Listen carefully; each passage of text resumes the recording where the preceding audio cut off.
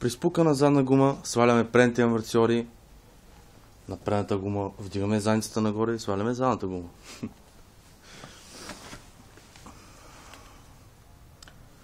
Това е задния венец.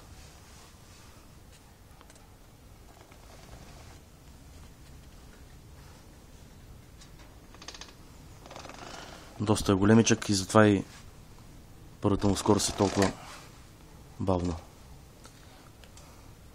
Това тук е гумено вътре, за да поема вибрациите при тръгване и спиране. Това е за смяна при мене. Сцепено е, не е фатално, въпросът е да не се разпадне.